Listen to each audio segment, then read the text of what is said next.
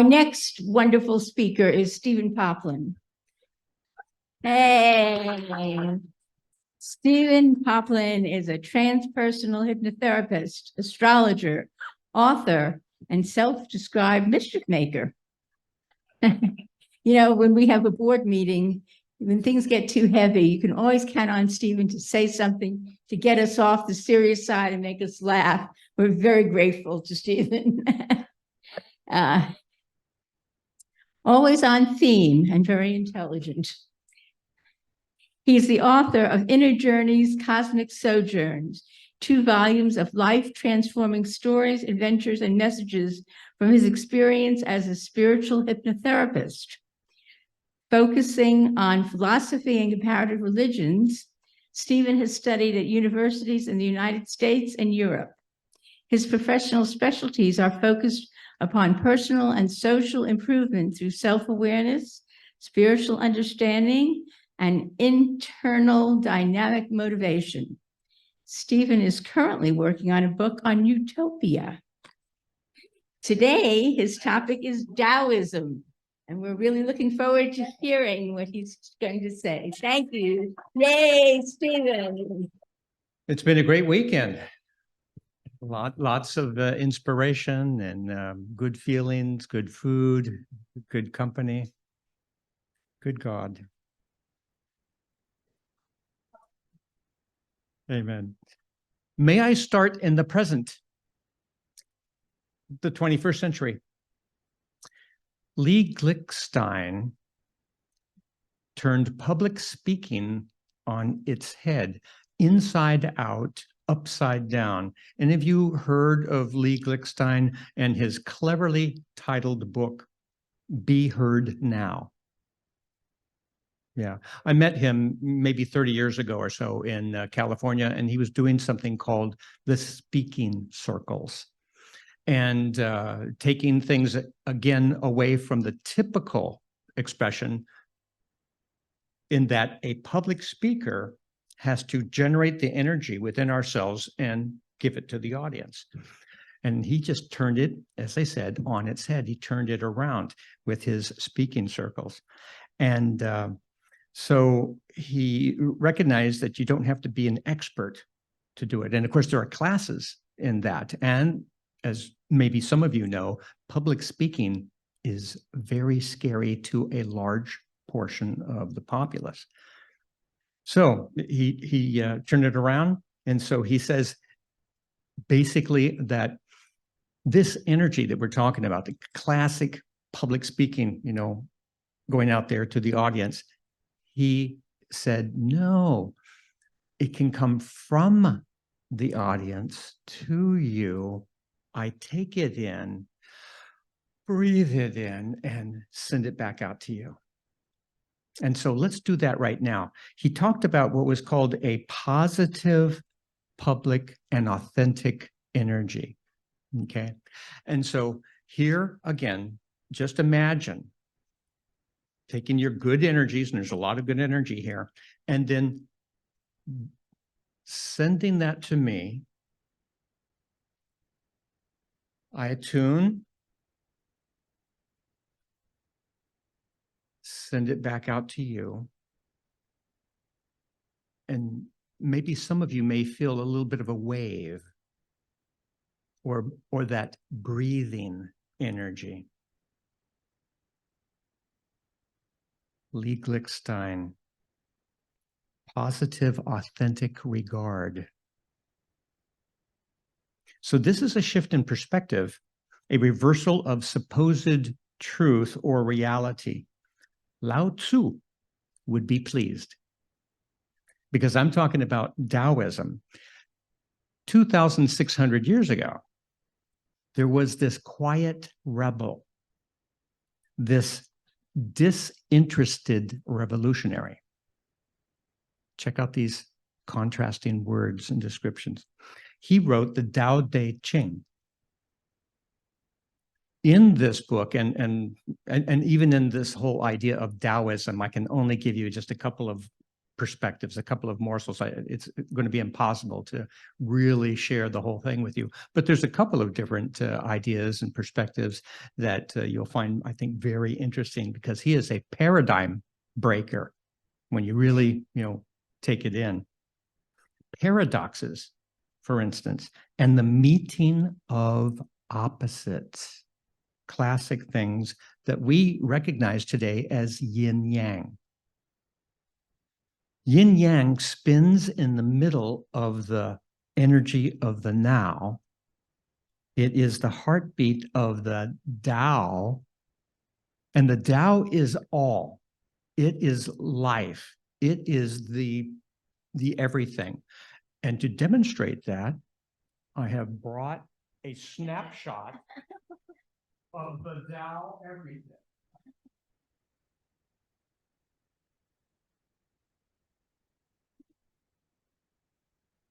With the yin yang, we talk about the cold and the hot, the day and the night, the extremes, the opposites of the extremes, and how they are necessary for each other. You can't have one without the other. You don't know if you're so sick if you have never had total health. And when you have total health, then you know what sick is. We have the day and the night. We have the sunrise, the sunset. We have the female, we have the male. The polarity dance, a divine dance of opposites, of polarities. And along with this, and very Taoist, are signs, symbols, and synchronicities. There is kind of a magical, mystical dynamic to Taoism. 2 weeks ago, notice how I'm going back and forth in time, because that's also, as far as time is concerned, we can also take a look at the extremes. The now, way back in the past, way off into the future, like in a utopian future. And then we come back to the now in time for this talk. So 2 weeks ago, I attended a Unity church service in Roanoke, and they were playing this song. And it just happened to fit my theme. How about that? Synchronicity. Lao Tzu would be pleased. This song is called In the Bulb There Is a Flower by Natalie Sleeth. And for your listening pleasure, I won't sing it.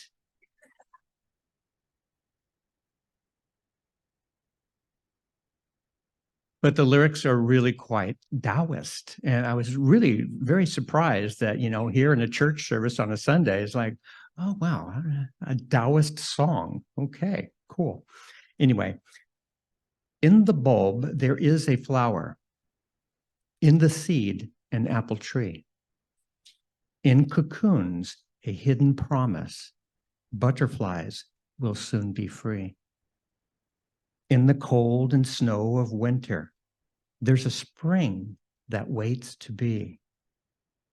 Unveiled until its season, something God alone can see. There's a song in every silence, seeking word and melody. There's a dawn in every darkness, bringing hope to you and me. From the past will come the future. What it holds, a mystery, unveiled until its season, something God alone can see. In our end is our beginning. In our time, infinity. In our doubt, there is believing. In our life, eternity. In our death, resurrection. At the last, a victory. Unveiled until its season, something God alone can see. Great, eh? Lao Tzu would be pleased. Scholars say that there really wasn't a Lao Tzu. And it was a combination of different theorists and philosophers and mystics in the time of Confucius, the 6th century, the 5th century BC, 4th century. Some people say, there was no particular person, but the closest that they can get was an astrologer back then by the name of Dan or Now, on occasion, I have used the word I didn't know how Taoist it was. But in such scholarly studies, Lao Tzu was lost and he was displeased. He disappeared like the claws in the paws of cats. It is said he was compassionate. He was not. He had the claws of cat. And it depends. Anybody who has had a cat, depends.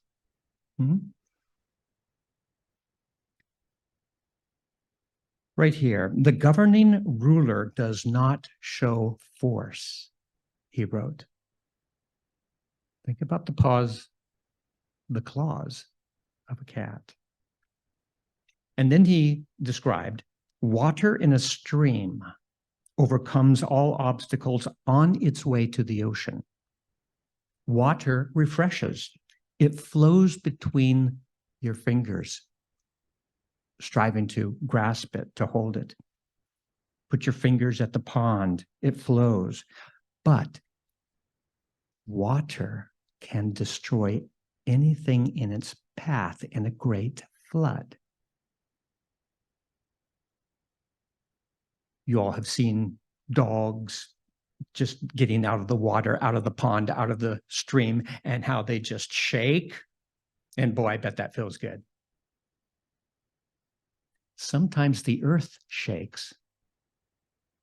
And I wonder if Gaia feels good. But to us humans, that could be pretty dangerous. But the Tao does nothing. The Tao is, and all is accomplished. The sun shines. It feels good on the skin. And it can burn.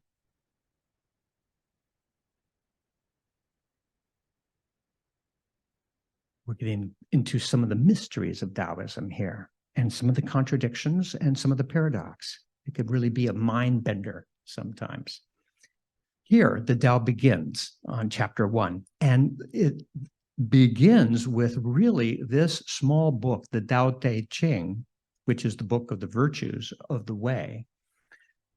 81 little chapters, poetic, cryptic, inspired, but 81 little, some of it's like that on one page of this 81-piece book. And from that, sometimes, and back to what the scholars were saying, well, with the ancient Chinese, they didn't have commas. And so you don't know what ends and what begins. And so there's interpretations, and one thing can mean something, but it means something else if it's next to this other word. So I have read several versions of the Tao Te Ching, and sometimes it feels like I'm reading a different book. Yeah, so really trying to find a good translation is really the thing. So here it begins. The Tao that can be told is not the eternal Tao. The name that can be named is not the eternal name. The unnameable is the eternally real. Naming is the origin of all particular things. Free from desire, you realize the mystery. Caught in desire, you see only the manifestations. Yet mystery and manifestations arise from the same source. This source is called darkness, or the great mystery. Darkness within darkness, the gateway to all understanding. Wise, and yet you have to stop and think about it. I remember when I was in college, coming across this book and this class for the first time and thinking, whoa, stop the train. You know, I have to reevaluate some things and actually look at the world in a very different way. It just really kind of shifts things, a paradigm shift. Recognize, by the way, that the Tao that can be said is not the eternal Tao. Very similar to even our word road. The road is not the road. Chapter 2. When people see some things as beautiful, other things become ugly. When people see some things as good, other things become bad. Being and non-being create each other. Difficult and easy support each other. Long and short define each other. High and low depend on each other. Before and after follow each other. Therefore, the master acts without doing anything and teaches without saying anything. Things arise and she lets them come. Things disappear and she lets them go. She has, but doesn't possess. Acts, but doesn't expect. When her work is done, she forgets it. That is why it lasts forever. Again, so poetic, and yet it could be a head scratcher sometimes. Poets and painters and gardeners in the Orient have been inspired by Taoism for such a long time. And it shows up in the contrasts of things and how they perceive things, and even the aesthetics, inspired by the mysteries, inspired by that which you see and that which you don't see, that which is implied and that which is really quite obvious.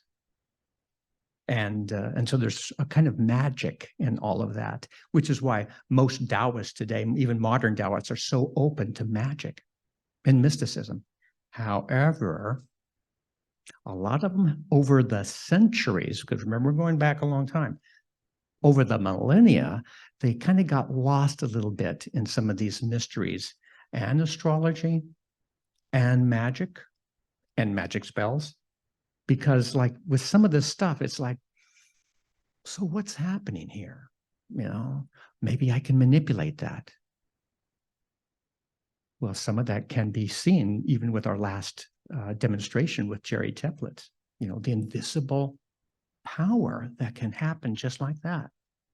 Wow, I believe the ancient Taoists really knew all of that. The Tao Te Ching, it all began there. The classic of the way and its power, or the way and its virtue. Tao, universal being, think all. Think, you know, those telescopes, you know, that, you know, Hubble and the latest one, what's that called?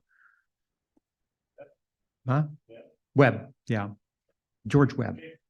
Yeah, James. Yeah, his brother. Yeah.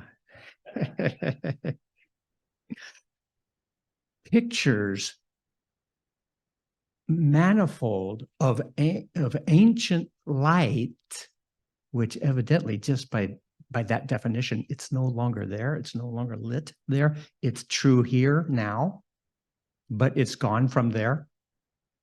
I mean, how the Taoist Lao Tzu would be pleased. Life, and it is full of potential. Now, here is a Zen quote, but they were inspired by Tao and Taoism. You have to take this in. You have to think about this. Here's the question. Is a hurricane just?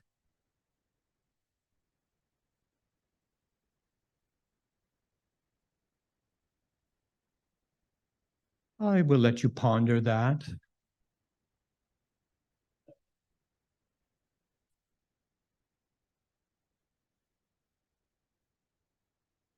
No, is it just, is it fair?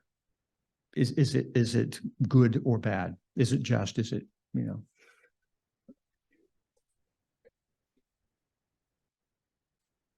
Exactly. It all depends. But the hurricane itself, it is neutral about the whole thing. And that is a bit of the power of Tao. And so it says, the Tao doesn't take sides. It gives birth to both good and evil. The master doesn't take sides. She welcomes both saints and sinners. And we've had both come into these doors. Welcome. Mm-hmm. The Tao is like a bellows. And for those of you, perhaps with a different vocabulary, bellows is usually that device pushing air into the fire, usually in older homes and chimneys. The Tao is like a bellows. It is empty, yet infinitely capable. The more you use it, the more it produces. But it starts with nothing.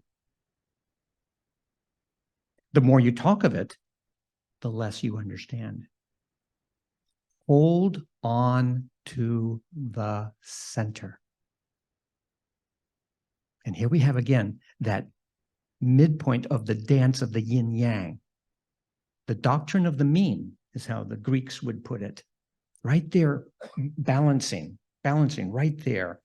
And that's how the master, the Taoist, is not perturbed.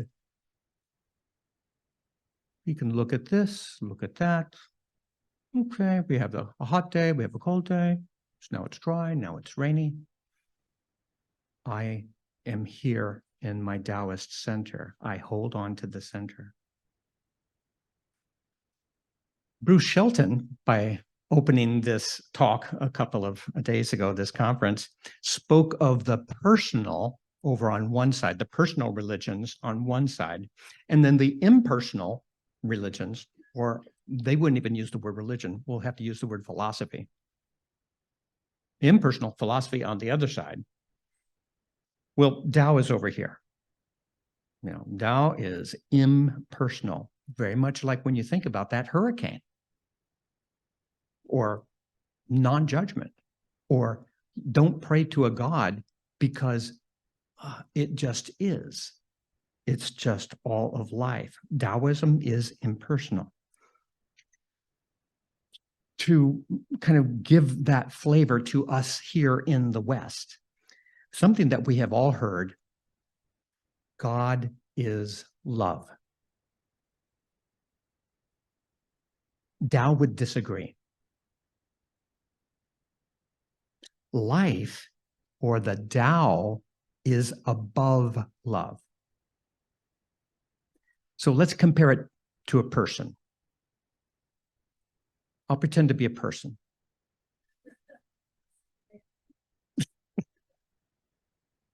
So I am capable of love. I'm capable of feeling love. I can love. And there's other times when I don't love. And the universe, the great Tao, is like that. So something greater than love is life. Life, existence. And again, back to this imaginary person. I have my organs, my body, my cells. They are alive. They are in action. They may or may not be loving. Probably not. You know, it takes like a certain those high points, you know, like a lovely day as an equivalent, as a comparison, as a metaphor. But alive all the time, 24/7. And that's the universe. That's the Tao. But love, maybe sometimes directed. Anyway, that's just an example of perhaps how Taoism would perceive something that we in the West, again, personalize from our background, from how we have been imprinted. So life is alive, vast as the universe, full of potential, but not necessarily loving. Alive. The Tao exists. Life is. We must accept it as it is, whether it be a hurricane or a little puppy wagging its tail. We may have our preferences. The Tao, the life force, is in it all. So I thank you all for being here, for existing, for being. May you be unperturbed in the Tao.